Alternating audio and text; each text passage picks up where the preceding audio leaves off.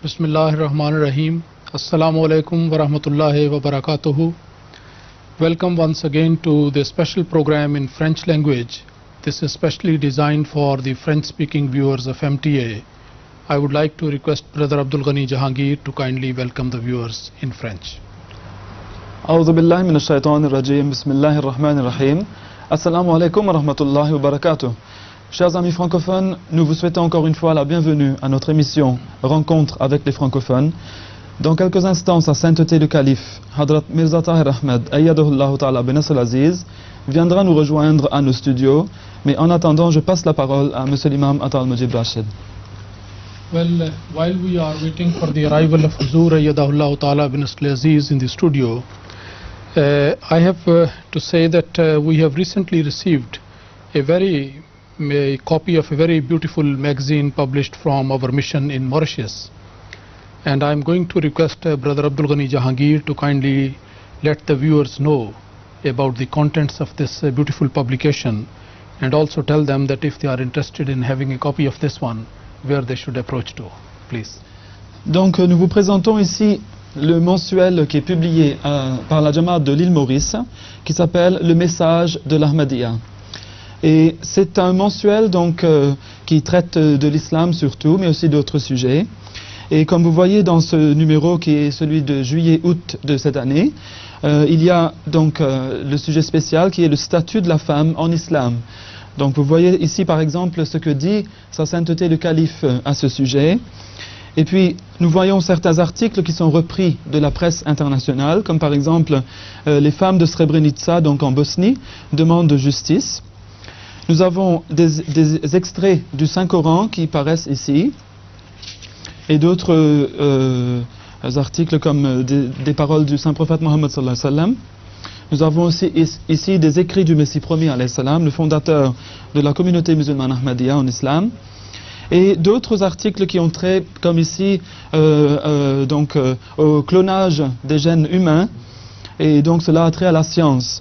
Ceci est une publication très très intéressante, et vous pouvez obtenir directement ces copies de l'île Maurice en écrivant à l'adresse de la Jamaat donc à l'île Maurice, qui est la boîte postale numéro 6, Rose Hill, donc Rose Hill en anglais, mais Rose Hill, donc c'est R-O-S-E-H-I-L-L, Rose Hill, île Maurice, et c'est tout. Donc c'est très facile, je vais répéter cela, c'est la boîte postale numéro 6, Rose Hill, île Maurice. Donc vous pouvez vous y abonner, il n'y a absolument pas de problème, c'est très très facile de le faire. Ici nous voyons quelques images de la communauté Ahmadiyya de l'île Maurice même.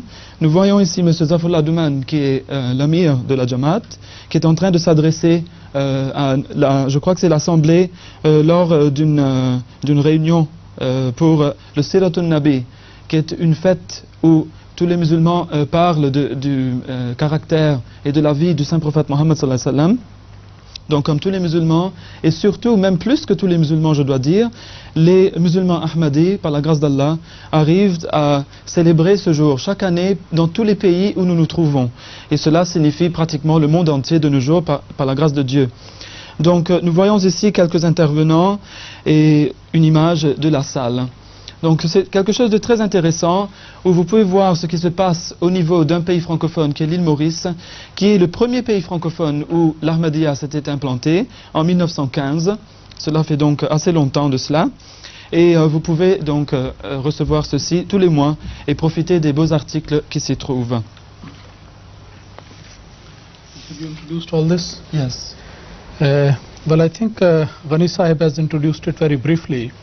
Perhaps he wanted to, he did it in this way that people should get interested in this one, and they should try to get a copy of this one to get full benefit from this one. Now Huzur is arriving in the studio, and we are going to start the question answer in French. I'm late because the door was locked, and my staff is working to open it. Sorry. Sorry. Have you already started? Yes, That's good. What would you like to? May we proceed with the questions? Please.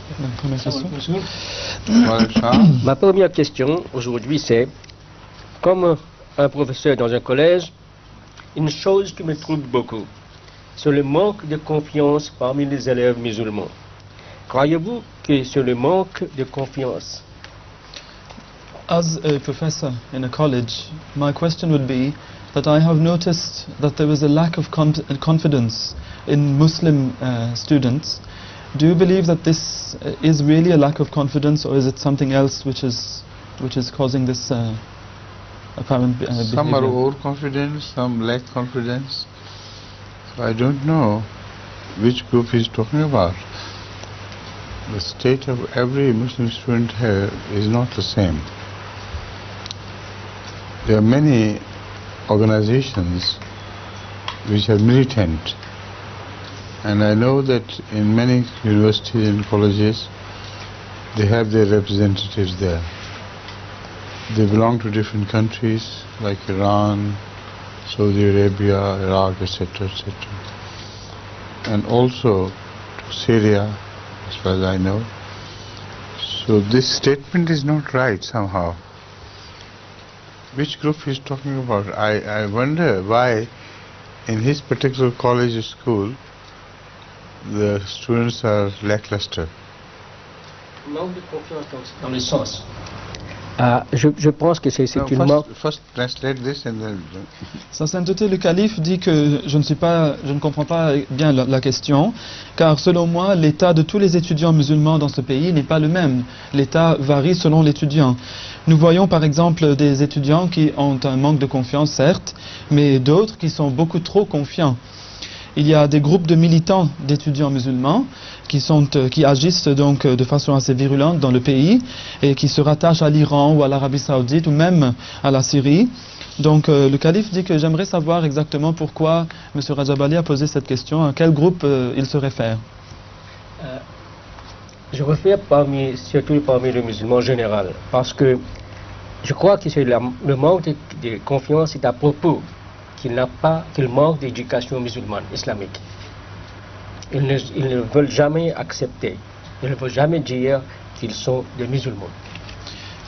Mr. Rajabali said that I believe that the Muslim students, many of them lack Islamic education, and many of them are afraid to say that they're Muslim, so they have perhaps an inferiority complex or something like this, which shows in their studies. Such students go in larger number to his college, and they become visible. In fact, most of the Muslim students here do not differ in their character from most of the Muslims here in other capacities. A very large number of Muslims who are immigrant to this country, they have lost interest in religion altogether. And those Muslims who are vocal, they are being noticed. But they are much fewer in number than these students who are not interested in religion at all. So it's not because of their lack of interest in Islam as such, and it's not because they're students and they lack interest. This is the situation of the whole society, in fact. The whole British society has this poisonous effect on the youth, particularly the students, that they take pride in not believing. They're not ashamed of it, and they're vocal about their non-belief. Those who believe, they are sometimes subdued because of the fashion in the colleges and the universities, where religion is considered to be a thing of the bygone days. So these must be the factor which may have influenced some Muslim students studying in that college. Sa Sainteté le Calife nous dit que de tels étudiants vont peut-être en plus grand nombre au collège de M. Rajabali, parce que le Calife dit que moi je trouve que la plupart des étudiants musulmans ressemblent fort aux immigrés musulmans qui vivent généralement dans ce pays.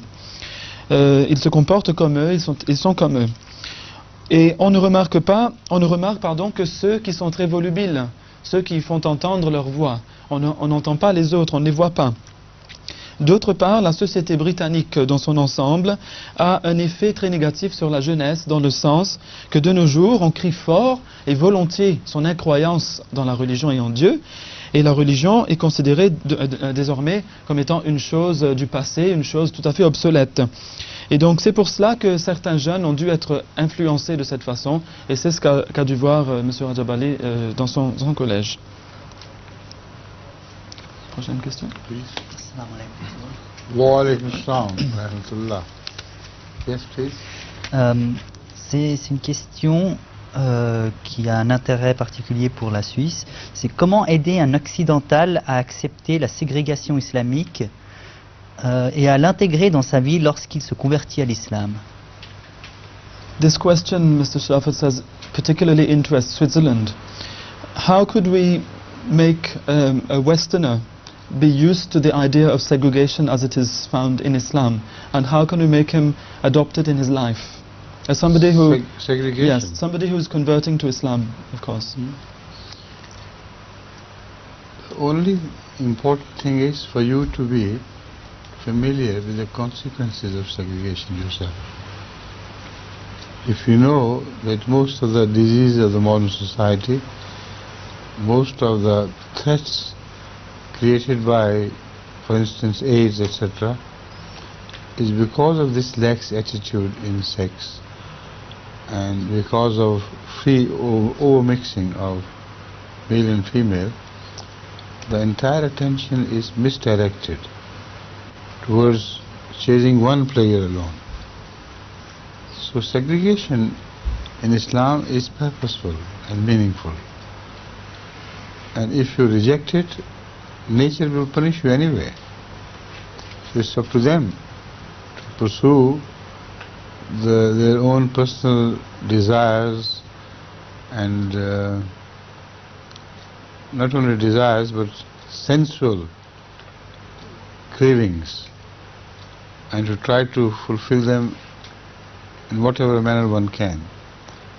Either this, or they must learn to live a life of discipline. And segregation in Islam is only a life of discipline. It doesn't kill the desires in man, it channelizes them. So man gets more pleasure, or woman, I mean both, get more pleasure in life by being disciplined, because the acts remain the same in number. Only it's a matter of feeling of loyalty to the other partner, confidence in the faith of the other partner. So either go on changing different partners, or just be disciplined and learn to live in peace with one partner. The segregation in Islam is aimed at this. Sa sainteté le calife dit que, en fait, il suffit d'être familier avec les conséquences de cette ségrégation ou les conséquences de la non-ségrégation. Il faut connaître les effets de cette attitude libertine qu'on voit de nos jours envers le sexe. Et cela est renforcé par le mélange des sexes dans la société. Si vous rejetez cette ségrégation comme elle est enseignée par l'islam, eh bien la nature de toute manière va vous punir un jour ou l'autre, car vous devez connaître toutes les différentes maladies comme le sida, etc., qui frappent ceux qui qui préfèrent ignorer cette ségrégation. Donc il s'agit ici d'abandonner ces désirs sensuels et de vivre donc à la place une vie de discipline, une vie disciplinée. La ségrégation dans l'islam n'est en fait qu'une discipline, et ça ne tue pas le plaisir. L'homme ou la femme trouve son plaisir en vivant une vie disciplinée, car l'acte de toute façon reste le même dans les deux cas. Donc que vous changez de partenaire à chaque fois pour trouver un plaisir, ou que vous appreniez à vous discipliner, à vivre avec un seul partenaire, à trouver le même plaisir, le plaisir reste le même. Donc il faut qu'ils comprennent cette ségrégation et les conséquences qu'elle peut donner et les avantages qu'elle comporte. By comparison, the Islamic system is far superior, because there you're not barred from having pleasure, but because of the discipline involved, your players never kick back. And there is much less heart burning than in a promiscuous society. Much less broken houses. More faith on children and more faith by children on their parents. So the whole social system is so different that it seems as if they cannot be compared. In one system that is of segregation is far more peace of mind and peace of heart, far less problems involved. In a free society like you're mentioning, the whole society has heartburns, and one man's pleasure becomes another man's problems, or shall we say, one man's meat is another man's poison. This is the English idiom which expresses the whole thing. This does not happen in Islam. It's up to them. It's for them to choose. But the society will always end up poorer in pleasure and richer in lack of peace and lack of order. Sa sainteté ajoute que, donc, en comparaison avec ce que la société nous offre de nos jours, le système islamique est de loin supérieur, car on ne vous y empêche pas d'avoir de plaisir, de ressentir ce plaisir, mais ce plaisir ne vous cause aucune peine, ce qui n'est pas le cas dans la société. Et dans l'islam, donc, il y a bien moins de souffrance, et en plus, on a, dans ce système discipliné, on a un sentiment de confiance entre les époux, et aussi entre les parents et les enfants. En islam, il y a donc bien moins de problèmes, et on retrouve la paix de l'âme. Dans la société, par contre, le plaisir d'un homme fait la souffrance d'un autre. C'est comme on dit, le bonheur de l'un, ou le malheur de l'un fait le bonheur de l'autre. Donc, c'est à la société de choisir, soit d'avoir le plaisir dans la discipline, ou bien d'avoir un manque de paix et la souffrance. C'est une question du Bénin qui est basée sur le chapitre 26, versets 48 à 52. Comment les magiciens peuvent-ils parler tout à coup comme des croyants? C'était quel verset, s'il vous plaît? With reference to a verse of the Holy Quran. Yes. Right. C'était 26, verset 48. 40, chapitre 26. 48 and from 48 to 52. 52. Yes. Alors, les versets étaient du chapitre Ash-Shu'ara, c'est le chapitre 26, des versets 48 à 52. Donc, ils dirent, nous croyons au Seigneur des mondes, le Seigneur de Moïse et d'Aaron. Pharaon dit, vous avez cru en lui avant que je ne vous en donne l'autorisation. C'est sûrement votre chef et c'est lui qui vous a enseigné la magie. Mais vous allez en connaître les conséquences. Très certainement, je vous trancherai les mains et les pieds aux côtés alternés et très certainement, je vous crucifierai tous. Ils dirent, ce n'est pas grave, car c'est auprès de notre Seigneur que nous retournerons. Nous espérons que notre Seigneur nous remettra nos péchés, puisque nous sommes les premiers des croyants. Which verse is that? It's 48 to 52. 48. Please read that translation into English. Yes.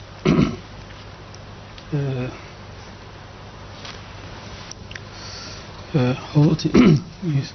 I should just begin from here. Yes, okay. It's starting from verse number 44, Ash-Shu'ara. The translation is as follows. Moses said to them, now throw you what you have to throw. So they threw down their ropes and their rods and said, by Pharaoh's honor, it is we who will surely win. Then Moses threw down his rod, and lo, it swallowed up all that which they had fabricated. Thereupon the sorcerers were impelled to fall down prostrate. They said, we believe in the Lord of the words, the Lord of Moses and Aaron. Pharaoh said, you have believed in him before I gave you leave. He is surely your chief, who has taught you sorcery. But you shall know the consequences thereof. I will most surely cut off your hands and your feet on account of your disobedience, and I will most surely crucify you all. I think there are two more after this. Yes. They said, it can do us no harm. To our Lord shall we return. We do hope that our Lord will forgive us our sins, since we are the first among the believers. Now the question is, how is it that the sorcerers suddenly begin to speak like believers, using the same language as they do? Exactly. This is a very important question, but first of all, let me make an observation about the translation. To throw their rods is good English, but not the correct translation of asa. Hazrat Moses had a staff in his hand, which was put to different purposes, and it was not a rod. So the translator should have translated the word in reference to the whatever the sorcerers held in their hands, as rods or whatever you may call it. But in case of Hazrat Moses, a rod is not the correct translation. It has to be staff. That's one thing. Now the question is about why suddenly the sorcerers changed their attitude to Moses so completely and so powerfully that they were ready to face any sacrifice. They were ready to offer any sacrifice. This is the case of a psychological situation. And it has to be pointed out why. I must say you have asked a good question. The sorcerers used to spell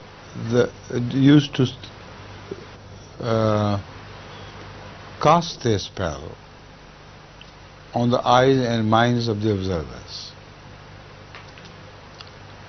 This is called mesmerism, or whatever you may call it.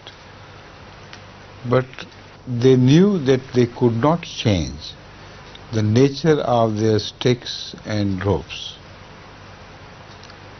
Only the observer could visualize them to have turned into snakes, etc. And they know it better than anybody else. They knew it better. And also they knew one thing, that once the spell is cast on somebody, it's impossible for him to break that spell himself. A mind which is more powerful and superior, when he thinks of something, other minds around also begin to think of the same thing, and then an illusion is created. But when they did so, a strange thing happened, that Moses was also brought under their spell. He also began to see their ropes and sticks as snakes, and he immediately turned to run away. Then God told him to return and throw his staff. And with the throwing of his staff, the spell of all the spectators broke. It was shattered. And they began to see the realities. Now this is something which was not possible to have shown by humans. The human psyche would always work very surely in exactly in the same way as I have just described. They knew it. They knew their spell was cast only on eyes. Things remained the same. But why suddenly the spell of all the spectators, having once accepted their superior power, be completely broken down, and even that of Moses? This was not human, that was godly. You see, this was very clear. So the first people who did believe in Moses were these sorcerers, with the most sure sign. It was so sure that they were ready to offer everything for the sake of truth, to go through any suffering for the sake of truth, and immediately believed in the hereafter as well, and told Pharaoh, your decisions will only pertain to the life here on earth. We don't care. Do whatever you may. We are now hoping to have a different life in the hereafter, which is interminable life, where we will get the pleasure of Allah. So this sudden change or transformation took place because of this.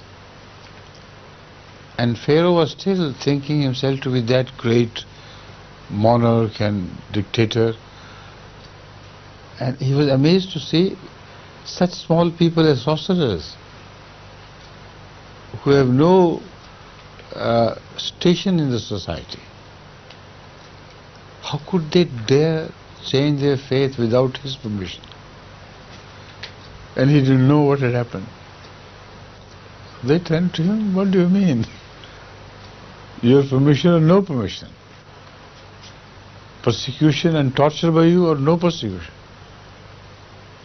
You will never influence us again, because we know the God of Moses is right and true. See?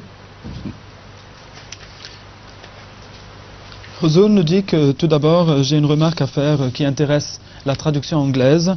Donc cette traduction c'est seulement dans l'anglais, donc je crois que in French I don't think it will the remark about the translation wouldn't apply here. No? Because we only have one word for both, which is for staff and for stick. It's only bâton. It's translated rightly there. Yes, That's all it but is. it goes both ways actually. It means both things. Acha. Yes. Donc You can only point out that this should be taken in case of Moses as a staff, not as a mere rod. yes. Donc dans le cas de Moïse, spécifie le calife, son bâton était très spécial, donc c'était un bâton qui était à multiples usages, et ce n'était pas un bâton ordinaire comme en avaient donc les sorciers. Donc comment est-ce que ces sorciers ont-ils pu changer d'attitude soudainement, comme on le voit ici dans ce texte coranique? Le calife dit c'est en effet une très bonne question. Les sorciers avaient l'habitude de jeter un sort sur l'esprit de leurs spectateurs, et c'était par le biais de l'hypnose. Ils savaient que leurs bâtons et leurs cordes ne devenaient pas vraiment des serpents, mais paraissaient comme tels aux yeux des spectateurs, car ceux-ci étaient sous l'hypnose. Ils savaient aussi qu'une fois que l'esprit de l'homme est sous l'hypnose, eh bien, il est impossible que l'homme en sorte de par sa propre volonté. Cela dépend dès lors de la volonté de celui qui l'a fait entrer dans l'hypnose. Donc, ils avaient créé ici, dans cet incident en particulier, une illusion généralisée. Tout le monde voyait la même chose sous leur effet donc, hypnotique. Moïse, lui aussi, tomba sous le coup de fouet de cette hypnose, et il se mit à voir la même chose que voyait tout le monde, tous les autres. Et il eut peur, et il se mit à reculer. Mais Allah lui dit, n'aie pas peur, jette ton bâton, et ça va déjouer le sort. Et c'est ce qui se produisit par la suite. Eh bien, étant donné que les sorciers savaient que le psychisme humain se comporte toujours de la même façon, c'est-à-dire qu'une fois que l'esprit des gens est hypnotisé, l'esprit ne peut plus voir autre chose que ce que veut la personne qui hypnotise. Ils savaient donc que si les gens ne voyaient plus les serpents et voyaient que le sort était brisé, cela signifiait qu'il y avait un esprit supérieur au leur, supérieur à celui de Moïse aussi, parce qu'ils avaient vu Moïse avoir peur. Et donc Moïse aussi avait vu la même chose, il le savait. Donc il devait y avoir un esprit supérieur à celui de toutes ces personnes présentes qui avaient déjoué le sort. Et c'est là qu'ils eurent la certitude que ce que disait Moïse était vrai. Et c'est ainsi qu'ils ont cru tout de suite dans ce qu'avait dit Moïse auparavant, qu'il y a une vie dans l'au-delà et que mon Dieu est réel. Et c'est ainsi qu'ils eurent le courage, soudainement, car pour eux c'était la meilleure preuve, c'était leur métier, et ils savaient ce qu'ils faisaient. Et ils dirent donc à Pharaon que tu peux faire ce que tu veux, nous espérons avoir à présent une vie différente dans l'au-delà, et nous espérons que le Seigneur de Moïse, en qui nous croyons, va nous pardonner nos péchés. Eh bien, cette transformation soudaine fut donc le résultat de cet incident, l'incident que ces sorciers ne pouvaient nier. Pharaon, lui, ne comprit rien, car il ne savait rien des tours de magiciens, et il fut surpris de voir de simples sorciers, de simples magiciens oser le défier de la sorte. Mais de toute manière, quand il leur dit qu'il allait les punir très sévèrement, ils lui dirent « Tu ne pourras plus rien nous faire, tu ne comprends pas donc l'état où nous nous trouvons. Nous savons que le Dieu de Moïse est vrai et réel, et c'est vers lui que nous nous tournons. Tu n'as plus de pouvoir sur nous, tu n'as de pouvoir que sur les choses temporelles, sur les choses mondaines, mais nous savons que le Dieu de Moïse est au-dessus de toi et de toute autre chose. » Et donc c'est ainsi qu'ils ont pu se changer aussi soudainement que cela. Salam alaikum. Wa alaikum salam wa rahmatullah. C'est le beau jour. Quel sera le rôle de la Chine sur le plan de la politique internationale au siècle prochain? According to Huzur, what will be the role of China in the political sphere, in politics, in the second millennium, or the third millennium rather, after the year 2000? Right. The China's role in the affairs of the world is going to be very crucial, extremely crucial, because it will change the face of the world map, and it's going to be the last battle between capitalism and not communism, but capitalism and non-capitalism. When you consider the system of capitalism as prevails in the West, it is not just that system which binds them together. It is many other factors of belonging to the same blood, to the same species as against others, which binds them together. Capitalism or no capitalism, they will go together hand in hand. Like it happened in the case of Russia during the Second World War. The binding factor was belonging to the same people, in fact.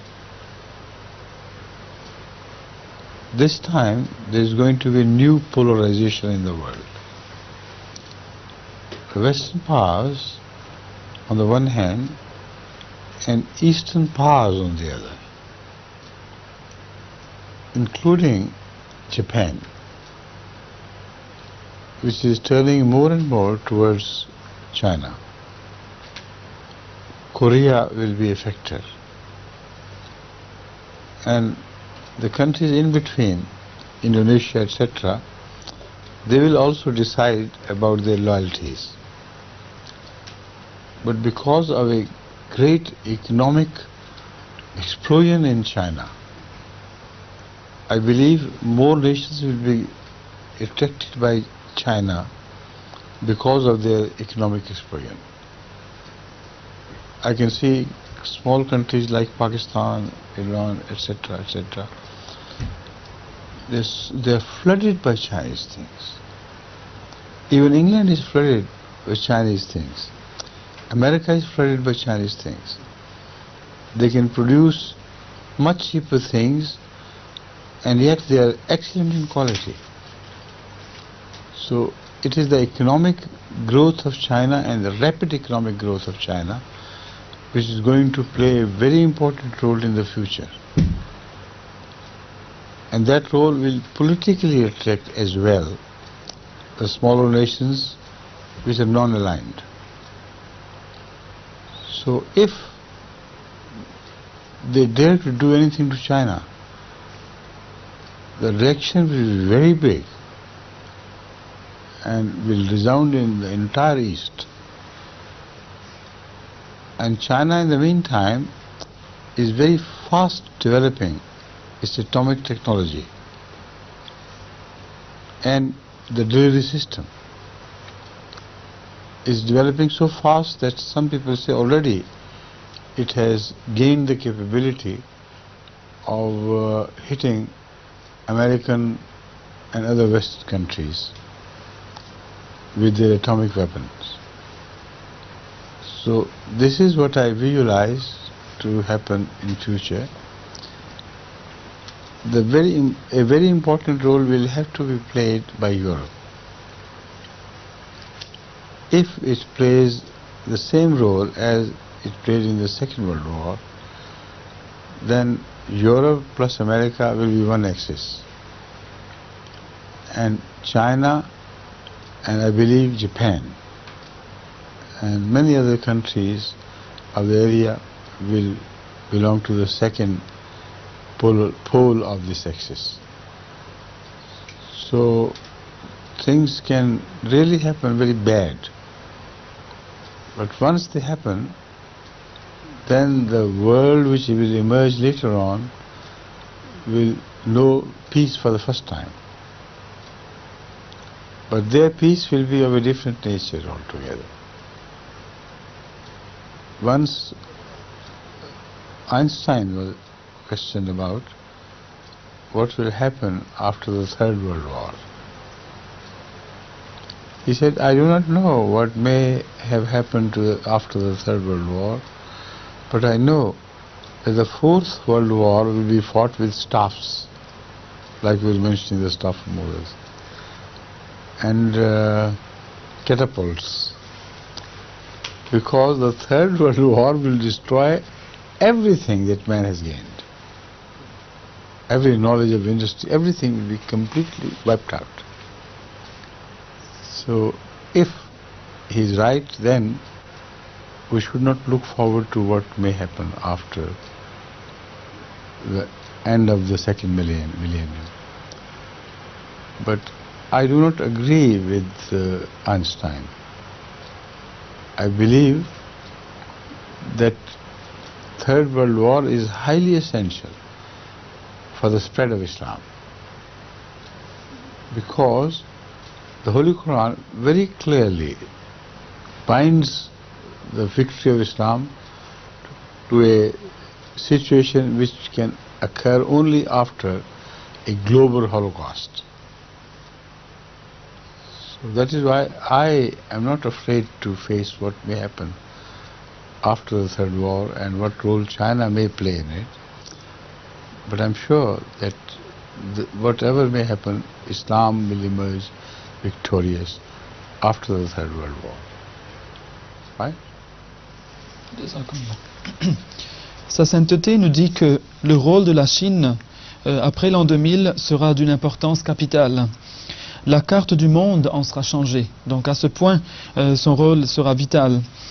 Ce sera en fait la dernière bataille que nous allons voir entre le capitalisme et pas le communisme, mais le non-capitalisme, donc toute forme de philosophie ou de système opposé au capitalisme. Il ne faut pas croire donc que c'est le système du capitalisme qui lie tous les pays occidentaux. En fait, il y a quelque chose de plus, c'est que les occidentaux appartiennent à une même race aussi. Donc ça, c'est un facteur qui les lie très solidement. Nous allons voir en fait une nouvelle polarisation dans le monde. Il y aura d'un côté les pouvoirs occidentaux et d'autre part les pouvoirs orientaux. On trouvera par exemple le Japon qui se tourne de plus en plus de nos jours vers la Chine. La Corée aussi sera de la mise. Des pays qui se trouvent dans la même proximité comme l'Indonésie, etc. devront donc réévaluer leur position et savoir avec qui ils seront fidèles, avec qui ils vont rester. Je vois même de nos jours des petits pays comme le Pakistan, l'Iran, et laissons même ces pays-là, on voit même la Grande-Bretagne, les États-Unis inondés par des produits chinois. Car la Chine peut produire tout, elle peut produire n'importe quoi. La Chine pourra donc jouer un rôle énorme sur le plan mondial. Si alors on s'en prenait à la Chine, ce serait une réaction généralisée d'une grosse partie du monde contre ces actions, puisque tout le monde serait en train de profiter de ce que produit la Chine. On sait aussi que la Chine développe à présent sa technologie nucléaire, et cela aussi a donc des conséquences graves.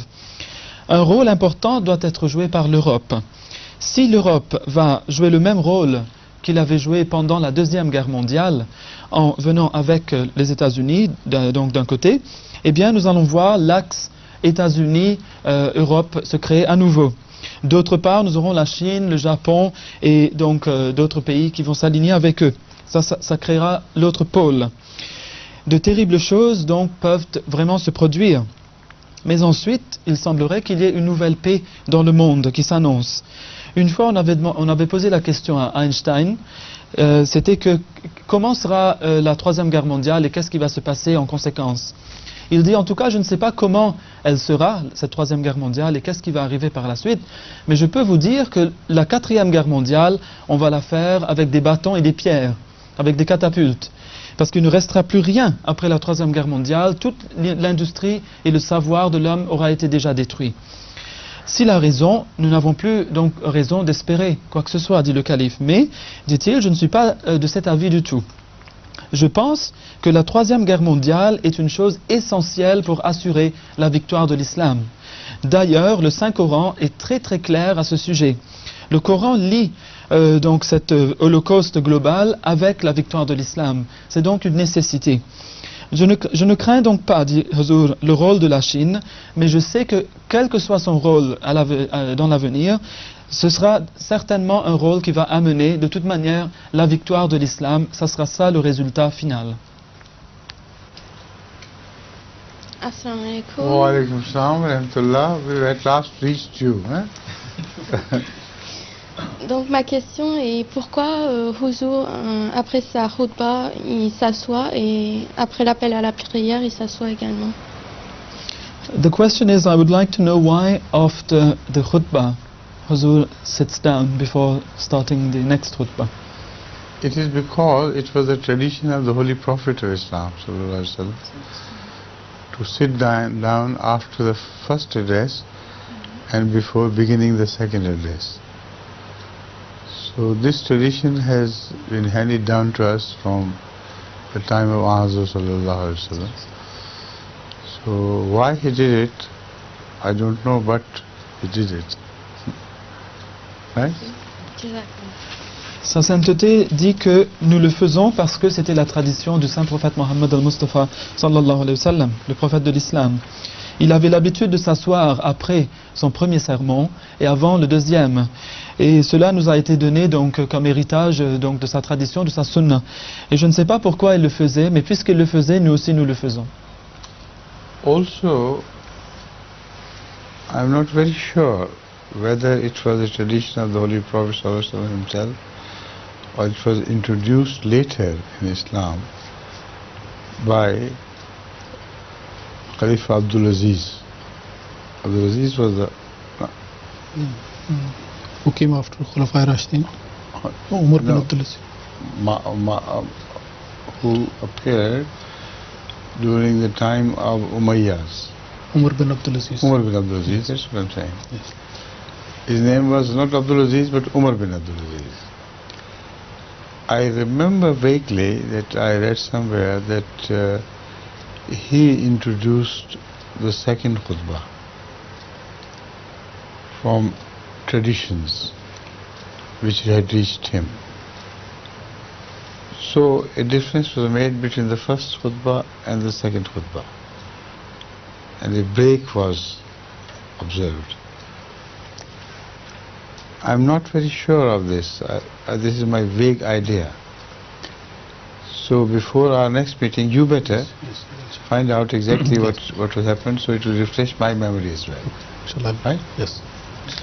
Sa sainteté dit que je ne suis pas absolument sûr que ce soit vraiment la tradition du saint prophète, car il est possible que donc cette tradition ait été introduite par le calife Omar bin Abdulaziz qui apparut dans la dynastie des Omeyyades.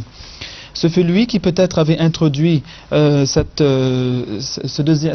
pause donc, où l'on s'assied entre les deux sermons, selon les traditions qu'il avait reçues. Et donc, puisque je n'ai qu'une idée vague à ce moment précis, donc le calife a demandé à M. l'imam Rachid de vérifier donc cela, et puis nous allons vous le confirmer dans la prochaine émission, Inch'Allah. By the way, how is your English and how is your Urdu going on? Are you learning both of them, seriously, and you think you are gaining I hope knowledge to. of both Urdu and English? My English should improve because I'm speaking English every day. Right. So I can see that it has evidently improved. But even before improving, it was quite good. thank you. Because I remember your letters were written in excellent English. Thank you. Small flaws here and there because you were not properly educated in English, but for a person of your background, the quality of your English was amazing. Thank you. So after that, when you reached here, you have improved, so it must be much better than before, huh? I think it was a blessing of Allah because I could understand the message of Ahmadiyya because I was understanding English. And what about Urdu? I received yesterday a small paper for the alphabet, Urdu alphabet, and inshallah I would like to start. I think you have a talent for languages, and if you improve your Urdu, which I have noticed you are already doing more rapidly than what I thought. Because in my Urdu class, sometimes your response to what I'm saying is automatic.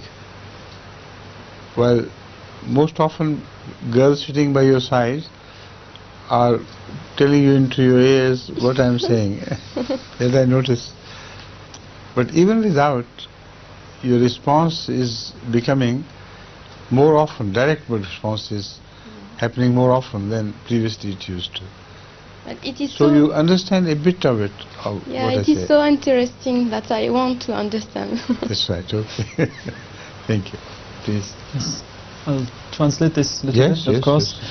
Donc, Sa Sainteté a demandé à Mademoiselle Salima Alouache comment vont vos langues anglaises et ourdou. Donc, Mademoiselle Alouache a dit que donc elle s'améliore définitivement en anglais. Donc, nous pouvons tous le voir d'ailleurs, parce que je parle anglais, dit-elle, tous les jours. Et je veux aussi apprendre l'ourdou. Mais votre anglais était déjà bien, même c'était d'un bon niveau, même avant de venir ici, car si je puis en juger de vos lettres, c'était déjà un très bon anglais, juste avec quelques petites imperfections à cause du fait que vous n'avez pas reçu beaucoup d'éducation en anglais, mais sinon c'était généralement très bien. Et Mademoiselle Alouache a dit que oui, c'est une bénédiction d'Allah que j'ai pu apprendre l'anglais, ça m'a message de l'Ahmadiyya. Le calife a dit que je crois que vous devriez essayer d'améliorer et approfondir votre connaissance de l'ourdou parce que je pense que vous avez un talent pour les langues et ça serait bien que si vous puissiez donc l'améliorer. Et il dit que je sais que vous comprenez pas mal d'ourdou maintenant, puisque dans ma classe d'ourdou, votre réaction est souvent automatique. Ce n'est pas tout le temps que les filles vous soufflent à l'oreille ce que je suis en train de dire en vous traduisant ce que je dis. Donc je pense que vous avez ce talent et je crois que vous devriez l'améliorer. Donc Mademoiselle Alouache a dit qu'elle va le faire, Inch'Allah. Why do you refer to her as Alwash? What is Alwash? It's her name, Miss Alouache. It's my surname. It's her surname. Is your surname? Yes. How do you spell it? It's A-L-O-U-A-C-H-E. A-L-O-U is Alu. Sorry, A-L-A-O-U. A-O-U. Yes. Yes. Non, j'avais bien dit. No, I had said it right. A-L-O-U-A. Yes. A? A-L-O-U-A. That should be Alu. Alouache. Alouache. Yes. And then what? Then C-H-E. Alouache. Alush or Aluash? Alouache.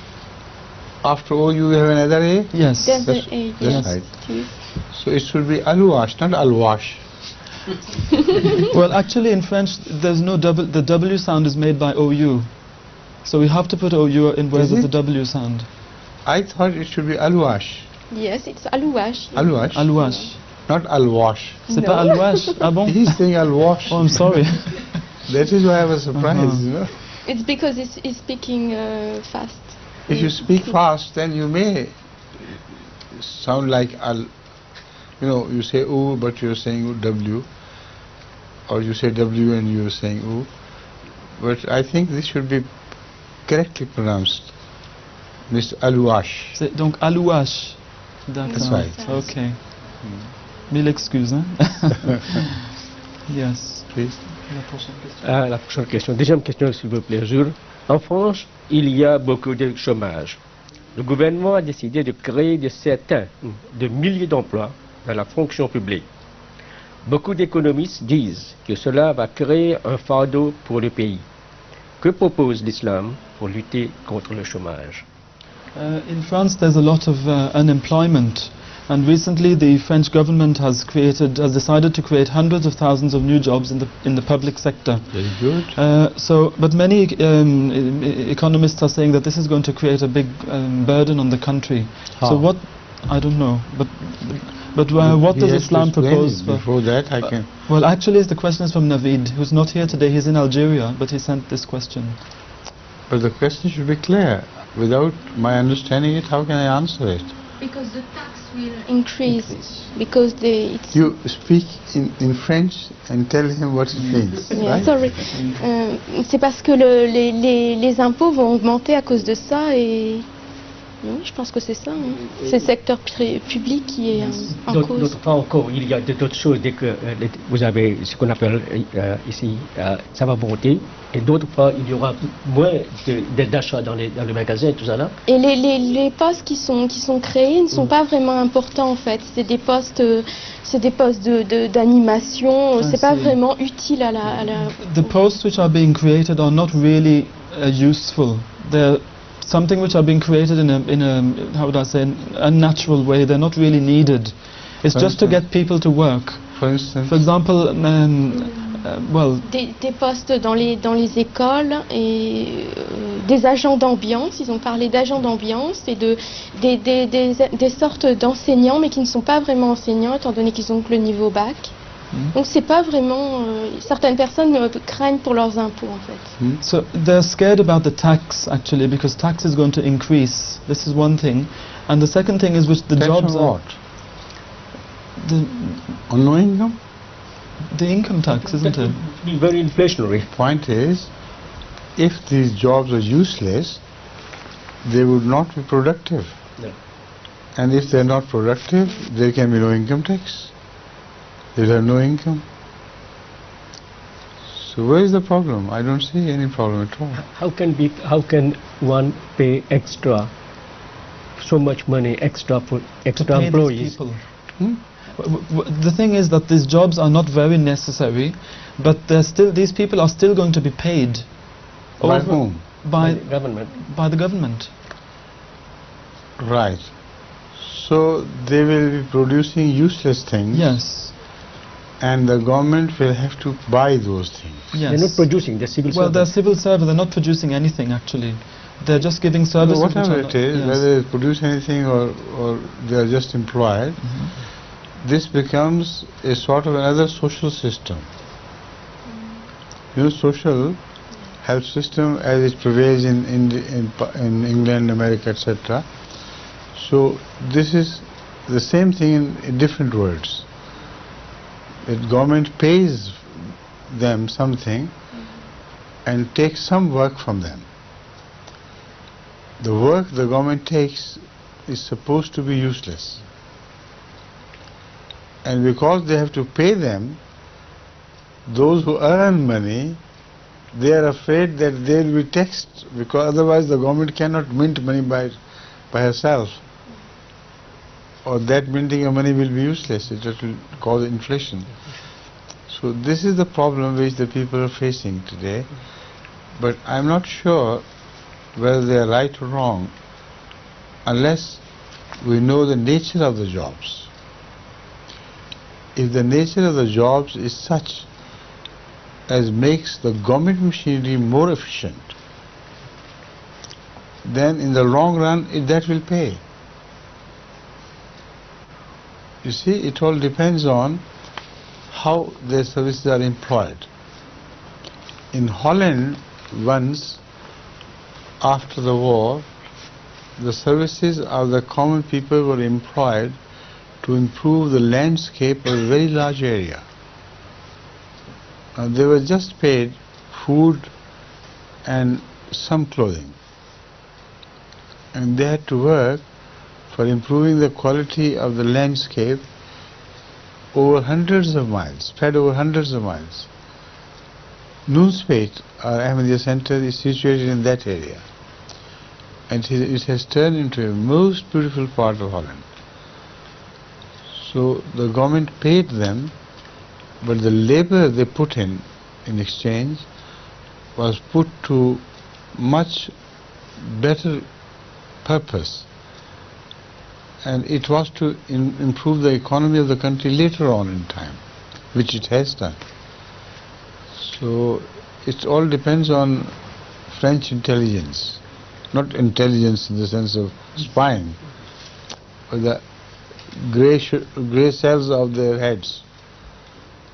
If they employ the intelligence better, then the scheme is very good, or it will become disastrous. It may become disastrous, right? And I think with that I can leave, or we have time for more. I don't think so, just for this translation perhaps. Just that. Yes. Are you sure? I hope so. All right.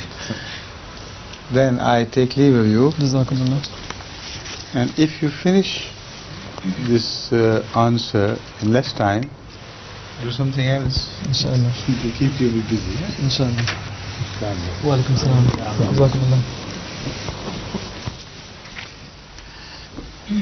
Donc, Sa Sainteté, le calife avait demandé beaucoup de précisions au sujet de cette question qui n'était pas très claire dans son esprit, et il voulait savoir si les emplois créés étaient utiles ou pas. Il dit que, de toute manière, si ces nouveaux salariés dont on a parlé dans la question, s'ils produisent ils produisent quelque chose, ou s'ils ne sont que des employés simples, le gouvernement français sera en train de créer tout simplement un nouveau système social. Et il est certain que le gouvernement devra bien trouver l'argent pour payer le salaire à ces nouveaux salariés, à ces nouveaux travailleurs, en leur donnant peut-être un emploi qui peut paraître inutile pour le moment. Et c'est certain aussi que le peuple craigne le fait qu'ils reçoivent encore plus d'impôts pour qu'on puisse prendre de leur salaire à eux, de leurs gains à eux, pour payer ces personnes qui maintenant se retrouvent dans le domaine du travail. En fait, dit le calife, si le gouvernement français sait bien comment s'y prendre, eh bien, en fin de compte, ce nouveau système sera bien pour la France et pour son économie. Et il a cité ici un exemple qui est celui des Pays-Bas. On sait qu'après la guerre, le gouvernement néerlandais avait créé de nouveaux emplois pour les personnes qui n'en avaient pas, tout simplement pour qu'ils améliorent le paysage, c'est-à-dire le paysage qui avait été complètement détruit pendant la guerre. Et donc ces personnes faisaient un travail qui apparemment ne produisait rien. Il n'y avait pas de produit que le peuple pouvait en prendre tirer, mais finalement, ces gens, puisqu'ils n'ont été payés que assez de choses pour qu'ils puissent manger et se vêtir, ce n'était pas très très lourd sur l'économie au départ. Finalement, cela a payé à la longue. Et on sait que par exemple, Nunspeet, c'est la place où se trouve notre très belle mission Ahmadiyya donc aux Pays-Bas, se trouve justement en plein milieu, au beau milieu d'une de ces régions qui avait été restructurée et rendue belle à nouveau, on peut dire, par ces mêmes travailleurs. Donc finalement, les Pays-Bas avaient souffert de la création de ces nouveaux emplois donc au départ, mais plus tard, cela a définitivement amélioré l'économie, puisqu'ils ont créé une nouvelle ambiance pour que la nouvelle économie puisse fleurir, et tout le monde finalement en a profité. Donc le calife dit que ce qui a été mentionné ici dans cette question n'est pas nécessairement mauvais pour la France. Il faut savoir tout simplement comment le gouvernement va s'y prendre. S'il s'y prend bien, eh bien ce sera très très bon pour l'économie française. Et I think with this we have reached yes, I think briefly we can perhaps add that if while we welcome the questions from abroad, but if a question related to a special situation is sent, then appropriate information related to that question or the background could also be sent along with it, so that the question should be very clear and the answer should be clearer than that. Thank you. Monsieur l'imam Rached nous fait une suggestion très très utile ici. Il dit que bien sûr, nous souhaitons la bienvenue à toutes les questions venant de la part de nos téléspectateurs de partout dans le monde. Mais s'il y a des questions très spécifiques comme celle-ci, ce serait une bonne chose si la personne envoyant la question nous envoie également le fond donc derrière la question et des explications qui pourraient aider à faire comprendre sa question afin que le calife puisse y répondre avec facilité. Donc avec ceci, nous arrivons à la fin de cette émission. Nous vous remercions d'être restés avec nous. Assalamu alaikum wa rahmatullahi wa barakatuh. Wa alaykum assalam.